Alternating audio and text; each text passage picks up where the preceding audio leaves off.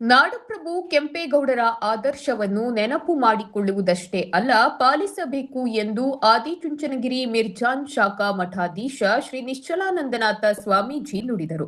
ಹೊನ್ನಾವರ ಪಟ್ಟಣದ new English ಶಾಲಾ ಸಭಾಭವನದಲ್ಲಿ ಬ್ರಹ್ಮಶ್ರೀ ನಾರಾಯಣ್ ಗುರುಗಳ ಹಿಂದುಳಿದ ವರ್ಗಗಳ ವೇದಿಕೆ ಹಾಗೂ ಕೆಂಪೇಗೌಡ ಅಭಿಮಾನಿ ಬಳಗದ ಜಂಟಿ ಆಶ್ರಯದಲ್ಲಿ ಶನಿವಾರ ನಡೆದ ನಾಡಪ್ರಭು ಕೆಂಪೇಗೌಡ ಜಯಂತ್ಯೋತ್ಸವ ಹಾಗೂ ಸಾಧಕರಿಗೆ ಸನ್ಮಾನ ಕಾರ್ಯಕ್ರಮದಲ್ಲಿ ಸಾನ್ನಿಧ್ಯ ವಹಿಸಿ ಆಶೀರ್ವಚನ ನೀಡಿದರು.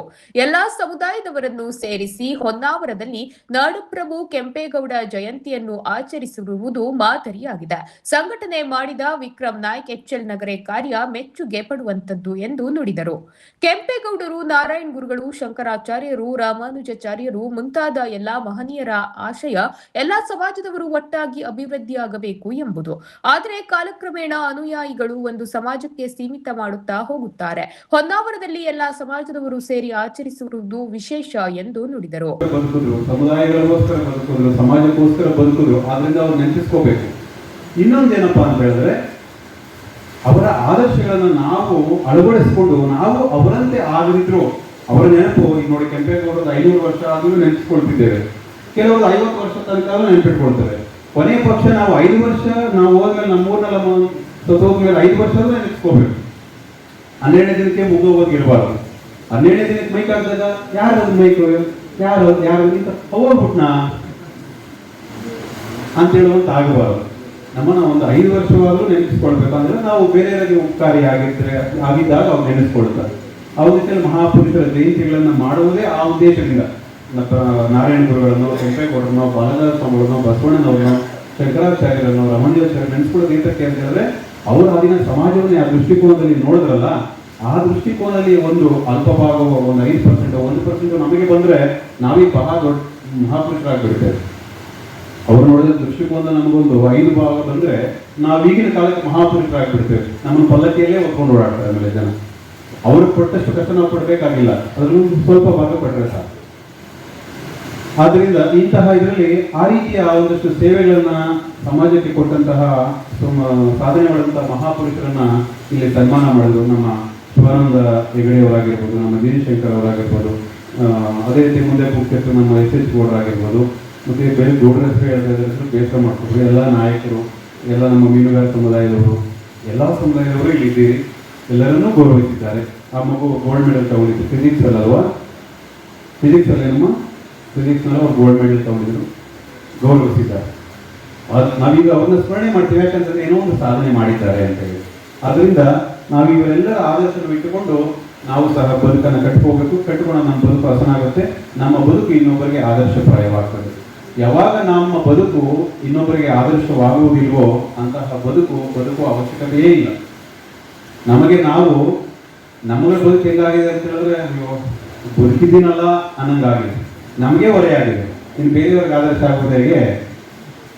ಆ ರೀತಿ ಆಗಬಾರದು ಅಂತೇಳಿ ಇಂಥ ಮಹಾಪುರುಷರ ಫೋಟೋಗಳನ್ನ, ಅವರ ವಾಕ್ಯಗಳನ್ನ ಇಟ್ಟುಕೊಂಡು ನಾವು ಬದುಕನ್ನು ಕಟ್ಕೋಬೇಕು ಅಂತ ಹೇಳ್ತಕ್ಕಂಥದ್ದು.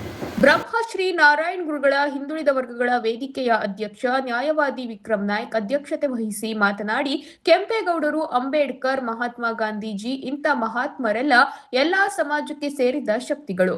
ಎಲ್ಲಾ ಸಮಾಜದವರು ಸೇರಿ ಅವರ ಜಯಂತ್ಯೋತ್ಸವವನ್ನು ಆಚರಿಸುವಂತಾಗಬೇಕು ಎಂಬ ಆಶಯದೊಂದಿಗೆ ಕಾರ್ಯಕ್ರಮ ಸಂಘಟಿಸಿದ್ದೇವೆ ಎಂದರು. ಯಾವ ರೀತಿ ಅಂತ ಕಲ್ಕೊಂಡಿದ್ದಾರೆ ಅಂದ್ರೆ ಸಮಾಜಕ್ಕೆ ಒಂದು ಬದಲಾವಣೆಗಳು ಆ ಗುರುಗಳಲ್ಲಿ ನಾವು ಕಾಣ್ತೇವೆ. ಸಮಾಜದಲ್ಲಿ ಎಲ್ಲಾ ಸಮಾಜ ಒಂದು ಬದಲಾವಣೆ ಆಗಬೇಕು ಅಂತ ಅವರು ಮಾಡಿದ್ದಾರೆ. ಇನ್ನು ಆದಿಚುಂಚನಗಿರಿ ಮಠದ ಬಗ್ಗೆ ನಮ್ಮ ಕೆಂಪೇಗೌಡರು ಅತ್ಯುತ್ತಮವಾಗಿ ಹೇಳಿದ್ದಾರೆ. ನಮ್ಮದು ಕುಟುಂಬಕ್ಕೆ ಮತ್ತು ಆದಿಚುಂಚನಗಿರಿ ಕುಟುಂಬಕ್ಕೆ ಒಂದು ಋಣ ಇದೆ. ಏನಂತ ಹೇಳಿದ್ರೆ, ನನ್ನ ತಂಗಿ ನಮ್ದು ಈಗ ತಮಗೆಲ್ಲ ಅನ್ಸ್ಬೋದು, ಈಗ ನಮ್ದು ಮಠ ಇದೆ, ಅಂದ್ರೆ ಎಲ್ಲ ಜಾತಿಯವರಿಗೂ ಮಠ ಇರ್ತದೆ. ಮಠ ಮಂದಿರ ಸ್ವಾಮಿಗಳು, ಆ ಮಠ ಅಂತ ಹೇಳಿದ್ರೆ ಕೇವಲ ಒಂದು ಜಾತಿಗೆ ಸೀಮಿತ ನಾವು ತಗೊಂಡಿರ್ತೇವೆ. ನನಗಂತೂ ಅದೇ ಇತ್ತು. ಆ ಮಠದಲ್ಲಾದ್ರೆ ಅವ್ರಿಗೆ ಬೇರೆ ಇರುವುದಿಲ್ಲ, ಅವಕಾಶ ಇರುವುದಿಲ್ಲ, ಅಲ್ಲಿ ಅವರೇ ಇದು ಮಾಡ್ತಾರೆ, ಅವರೇ ಉಳಿಯುವುದು, ಅವರೇ ಇದು ಮಾಡುವಂತ. ನನ್ನ ತಂಗಿ ಬೆಂಗಳೂರಲ್ಲಿ ಏನೋ ಒಂದು ಟ್ರೈನಿಂಗ್ ಹೋಗಿದ್ಲು, ಅಲ್ಲಿ ಹಾಸ್ಟೆಲ್ ಸಿಗಲಿಲ್ಲ, ಒಂದು ರೂಮ್ ಸಿಗಲಿಲ್ಲ, 3 ತಿಂಗಳ ಟ್ರೈನಿಂಗ್ ಇದಿತ್ತು. ಅವಾಗ ನನ್ನ ತಂದೆಗೆ ಬೇರೆ ಕಡೆ ಎಲ್ಲೂ ಉಳಿಸ್ಲಿಕ್ಕೆ ಧೈರ್ಯ ಇಲ್ಲ. ಅವಾಗ ಅಲ್ಲಿ ಹೋಗಿ ಯಾರೋ ಹೇಳಿದ್ರು, ಒಂದು ವಿಜಯನಗರದಲ್ಲಿ ಆದಿಚುಂಚನಗಿರಿ ಮಠ ಇದೆ, ಅಲ್ಲಿ ಲೇಡೀಸ್ ಹಾಸ್ಟೆಲ್ ಇದೆ ಅವರ ಮಠದ್ದು, ತಾವು ಅಲ್ಲೋ ಕೇಳಿದ್ರೆ ಅವ್ರು ಕೊಡ್ತಾರೆ ಅಂತ. ಕಡೆ ನಮ್ಮ ತಂದೆಯವರು ಅಲ್ಲಿ ಮಠ ಪೂಜ್ಯ ಹಿರಿಯ ಗುರುಗಳು ಈಗಿದ್ದವರು, ನಮ್ಮ ಇವರು ನಿರ್ಮಲಾನಂದ ಸ್ವಾಮಿಗಳು, ಅವರಲ್ಲಿ ಅಲ್ಲಿ ಹೋಗಿ ಭೇಟಿಯಾದರು. ಭೇಟಿಯಾದಾಗ ತಂದೆಯವರು ಯಾಕೆ ಬಂದಿದ್ರಿ ನಾಯ್ಕರೆ ಅಂತ ಹೇಳಿದ್ರು. ಇಲ್ಲ, ನನ್ನ ಮಗಳಿಗೆ ಒಂದು ಟ್ರೈನಿಂಗ್ ಇತ್ತು, 3 ತಿಂಗಳು ಹಾಸ್ಟೆಲ್ ಬೇಕಾಗಿತ್ತು ಅಂತ ಹೇಳಿದ್ರು.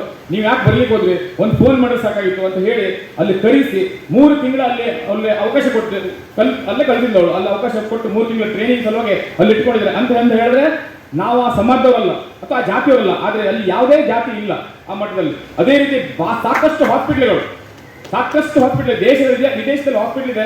ಆ ಹಾಸ್ಪಿಟಲ್ಗಳು ಸಹ ಎಲ್ಲರನ್ನೂ ತಗೊಂತಾರೆ, ಎಲ್ಲರಿಗೂ ಅವಕಾಶ ಇದೆ, ಎಲ್ಲ ಇದನ್ನು ಮಾಡ್ತಾರೆ. ಹಾಗಾಗಿ ಆ ಮಠ ಈಗಾಗಲೇ MT ಗೌಡರದು ಎಷ್ಟೋ ವರ್ಷ ಇತಿಹಾಸ ನಮ್ಮ ಇದರಲ್ಲಿ ಬರುವಾಗ ಅಂತ ಮಠ ಅದು ಬರೀ ಕೇವಲ ಧಾರ್ಮಿಕ ಇದಲ್ಲ, ವಿದ್ಯಾರ್ಥಿ ಶಾಲೆ, ಯೂನಿವರ್ಸಿಟಿ, ಅಗ್ರಿಕಲ್ಚರ್ ಯೂನಿವರ್ಸಿಟಿ ಫಸ್ಟ್ ಇರಬೇಕು. ನನ್ನ ದೇಶದಲ್ಲಿ ಫಸ್ಟ್ ಇರಬೇಕು ಅಗ್ರಿಕಲ್ಚರ್ ಯೂನಿವರ್ಸಿಟಿ, ಆದಿತ್ಯಗಿರಿ ಮಠದವರು ನಾನು ತಿಳ್ಕೊಂಡಾಗೆ ಅದ್ರಲ್ಲಿ ಕೇಳಿದಂಗೆ. ಮತ್ತೆಲ್ಲೂ ಯಾವುದೋ ಮಠದ ಅಗ್ರಿ ಯೂನಿವರ್ಸಿಟಿ ಇಲ್ಲ ಎಲ್ಲ ಕಡೆ.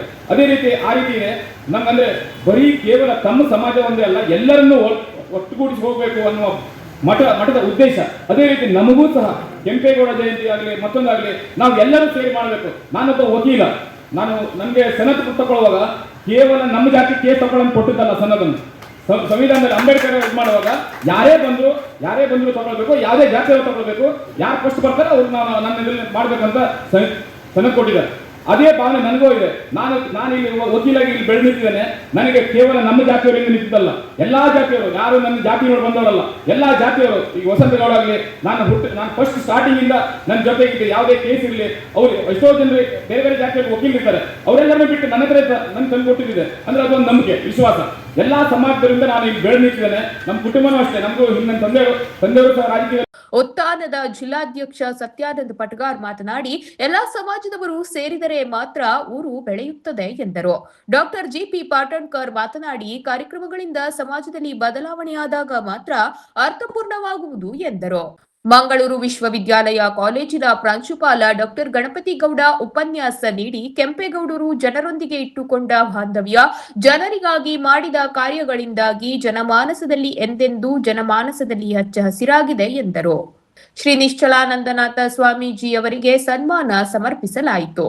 ನಂತರ ಸಾಧಕರಾದ ಪೊಲೀಸ್ ಅಧಿಕಾರಿ ಮಂಜುನಾಥ್ ಗೌಡ, ಯಕ್ಷಗಾನ ಕಲಾವಿದ ಡಾಕ್ಟರ್ ಶಿವಾನಂದ ಹೆಗಡೆ ಕೆರೆಮನೆ, ಯಕ್ಷಗಾನ ಕಲಾವಿದ ಚಂದ್ರಹಾಸ್ ಗೌಡ ಹೊಸಪಟ್ನ, ವೈದ್ಯಾಧಿಕಾರಿ ಡಾಕ್ಟರ್ ರಮೇಶ್ ಗೌಡ, ಉಪನ್ಯಾಸಕ ಡಾಕ್ಟರ್ ಸತೀಶ್ ನಾಯಕ್, ಉದ್ಯಮಿ GG Shankar, doctor GS Gowda, ಪ್ರಾಧ್ಯಾಪಕ RP ಮೆಸ್ತಾ, ಕಸಾಪ ತಾಲೂಕಾಧ್ಯಕ್ಷ SH ಗೌಡ, MSCಯಲ್ಲಿ ಚಿನ್ನದ ಪದಕ ಗಳಿಸಿದ ದಿವ್ಯಾ ಜಟ್ಟುಗೌಡ, ಜಾನಪದ ಕಲಾವಿದ ಗಣಪ ಗೌಡ, ಸಮಾಜ ಸೇವಕ ಅಣ್ಣಪ್ಪ ಗೌಡ ಇವರನ್ನು ಸನ್ಮಾನಿಸಲಾಯಿತು. ವೇದಿಕೆಯಲ್ಲಿ ನಿವೃತ್ತ ಮುಖ್ಯಾಧ್ಯಾಪಕ MT ಗೌಡ, ನಿವೃತ್ತ ಶಿಕ್ಷಣಾಧಿಕಾರಿ GS ನಾಯ್ಕ್, ವೈದ್ಯ ಡಾಕ್ಟರ್ ಇಸ್ಮಾಯಿಲ್ ತಳ್ಕಣಿ, ನಿವೃತ್ತ ಶಿರಸ್ತೇದಾರ MK ಗೌಡ ಕೆಕ್ಕಾರ್, ಮೀನುಗಾರರ ಮುಖಂಡ ಉಮೇಶ್ ಮೆಸ್ತಾ, ಕರವೇ ತಾಲೂಕಾಧ್ಯಕ್ಷ ಮಂಜುನಾಥ್ ಗೌಡ, ಕುಂಬ್ರಿ ಮರಾಠಿ ಸಂಘದ ಜಿಲ್ಲಾ ಕಾರ್ಯದರ್ಶಿ ಶಿವಾನಂದ್ ಮರಾಠಿ, ನಿವೃತ್ತ ತಹಶೀಲ್ದಾರ್ VR ಗೌಡ, ನಿವೃತ್ತ ಪ್ರಾಧ್ಯಾಪಕ GP ಪಾಟಣ್ಕರ್, ಉತ್ಥಾನ ಉತ್ತರ ಕನ್ನಡದ ಉಪಾಧ್ಯಕ್ಷ ರಾಮಚಂದ್ರ ಗೌಡ, ಶ್ರೀ ಲಕ್ಷ್ಮೀನಾರಾಯಣ ದೇವಸ್ಥಾನದ ಅಧ್ಯಕ್ಷ ಮೋಹನ್ ಸಾಲೆ ಹಿತ್ತಲ್, ಒಕ್ಕಲಿಗ ಯುವ ವೇದಿಕೆಯ ಅಧ್ಯಕ್ಷ ವಸಂತ ಗೌಡ, ಒಕ್ಕಲಿಗ ಯಕ್ಷಗಾನ ಬಳಗದ ಅಧ್ಯಕ್ಷ ಸುಬ್ರಹ್ಮಣ್ಯ ಗೌಡ, NES ಅಧ್ಯಕ್ಷ RG ಪೈ ಮಾತನಾಡಿದರು. ಕೆಂಪೇಗೌಡ ಅಭಿಮಾನಿ ಬಳಗದ ಅಧ್ಯಕ್ಷ HL ನಗರೆ ಸ್ವಾಗತಿಸಿದರು. ಸುದೀಶ್ ನಾಯ್ಕ ಕಾರ್ಯಕ್ರಮ ನಿರ್ವಹಿಸಿದರು. ಅಣ್ಣಪ್ಪ ಗೌಡ ವಂದಿಸಿದರು.